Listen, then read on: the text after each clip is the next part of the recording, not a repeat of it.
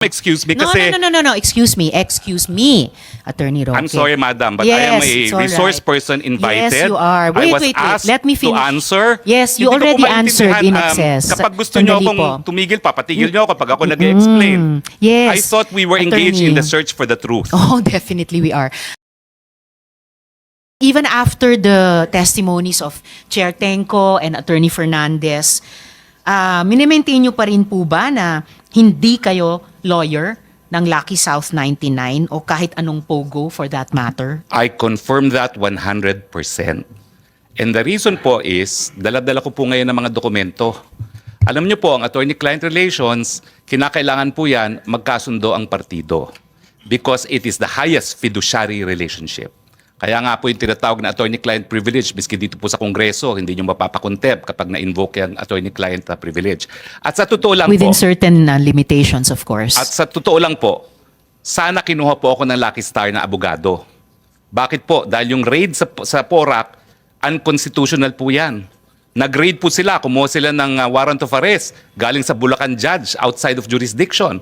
Excuse me, sige. Well, hindi natin ano na po? inimbestiga yung raid. We are investigating Yes, the ma'am, POGO. but I'm just saying So, kasi- please just make your Yeah, answer mabilis to lang this po. short. Kasi Yes. it was actually just a yes or no Ma'am, question. but ma'am, let us be fair because you have been insinuating I am a lawyer for Lucky South.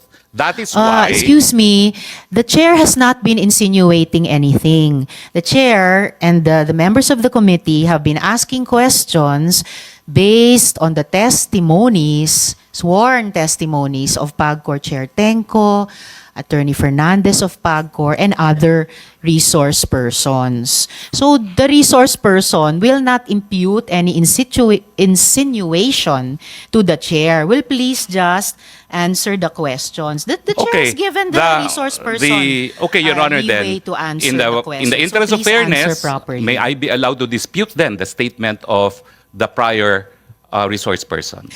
We will get to that in the Okay, course so of the question questioning of again, the Madam Chair, is...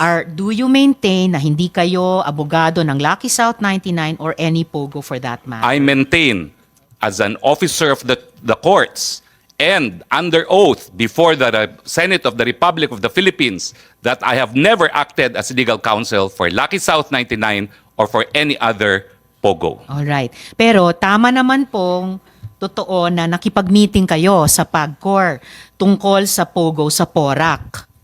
Yes or no Totoo lang po yun, nakipag-meeting Okay. ako, but as I said, ang aking kasama po ay kakilala ko bilang Whirlwind Corporate Secretary and I have documents in my possession which I would like to submit now to the Senate. Yes, Kasi iba please po do yung that. usap-usapan Thank you. lang, iba kapag notaryadong dokumento. Okay. And definitely, yung pagtestimonya ng ibang mga resource persons ay hindi rin lamang usap-usapan at may mga sinasubmit ding dokumento. Otherwise, the committee would not bother inviting them again and again to Madam, hearings. Excuse me. I just like to ask the next question. So, ang topic ng mga meeting at pag-uusap nyo sa PAGCOR, and in fact, mga pag-follow up nyo sa PAGCOR, ay utang ng Lucky South 99 ng mismong POGO. Tama po ba? Yes Tama or po no? yun. Alright, salamat. So, hindi lang talaga Whirlwind, Lucky South 99 din. Pwede ba ho So, mag-explain? Pwede naman po. Okay, kasi po ang Whirlwind is not only the lessor, they're also the service provider. Now, I appeal now to the officials of PAGCOR. Siguro kayo po mag-explain kung anong ginagawa ng service providers, including Chair Andrea Dominguez because I had an opportunity to work Domingo with her. po. Domingo, no? Ang service providers po, sila talaga ang nagbibigay ng lahat na kinakailangan ng mga POGO operators kasi POGO operators po, lahat yan Chino. Hindi po yan nag-i-Ingles. Kaya nga po meron silang mga representative sa PAGCOR. Dahil sila mismo, they have no ability to communicate dahil nag-establish na nga sila ng mga independent POGO hubs. So ang pagkakaintindi ko po talaga, trabaho po ng service provider na magbigay ng serbisyo sa kanilang mga kliyente. Alright, attorney, salamat. The committee will ask further questions sa PAGCOR. Balik na lang po tayo dito sa Lucky South at PAGCOR, no? Ang sabi po nyo, you did not authorize the use of your name in the organizational chart. That was submitted as an official attachment by Lucky South 99 to PAGCOR. Totoo So, kasalanan po yan ni Cassie Linong, tama ba? Hindi po. Kasalanan Hindi. po yan ng kung sinong gumawa. Eh, sino Dahil ang wala naman gumawa? pong establishment. Gumawa po niyan, Lucky South. Yes. Dahil sila po nag-a-apply. Na si Cassie Lin Ong ang isang ano doon. Wala po ang pa boss tayong doon. ebidensya na nagpapakita kung sino nag-submit talaga ng mga dokumento, but PAGCOR can confirm kung sino talaga nag-submit ng mga dokumentong yan. Okay, we will Pero, ask PAGCOR that again later. We asked them before. Basta ang malinaw po sa komite ay yung organizational chart na yan na may drawing, may box na legal, na nandun yung pangalan nyo, was one of the official attachments sa submissions ng Lucky South 99 sa PAGCOR. And sabi nyo nga, ang tawag nito, yung obligasyon ng Pogo na Lucky Star sa PAGCOR ang pinag-uusapan ninyo sa PAGCOR. So, due diligence, bilang abogado, dun sa mga diskusyong iyon, alam nyo kung ano yung mga dokumentong sinumite, alam nyo yung mga official attachments na nakalagay doon. Did you confront Cassie Lin Ong about this? Or kinasuhan nyo ba siya na kung bakit nandun yung pangalan nyo sa organizational chart? Madam, nagagalit po kayo dahil sinasabi nyo, binibigay ko ng mga salita ang inyong bibig. Pero right now, Hindi you naman already ako nagagalit. Sinasabi ko lang wag nyong gawin Oo, yun. pero ngayon po, sinabi nyo, you again insinuated that I had anything to do with the document. Ayan nga po ang sinasabi ko. As far as I know po, Attorney, please stop using that offensive verb insinuating.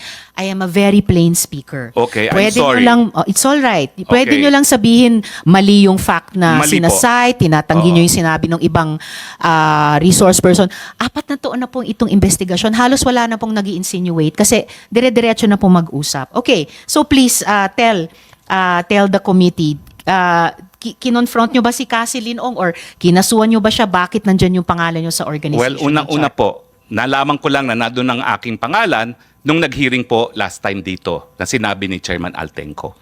Pero bilang abogado and naging professor ng constitutional law, I'm familiar with the rules of the Senate. And the Senate says that in proving facts, the rules of court apply in the suppletory character. I don't need to argue with you about Opo, that, attorney. pero But you ang don't need sinasabi to, ko lang excuse me, sandali po.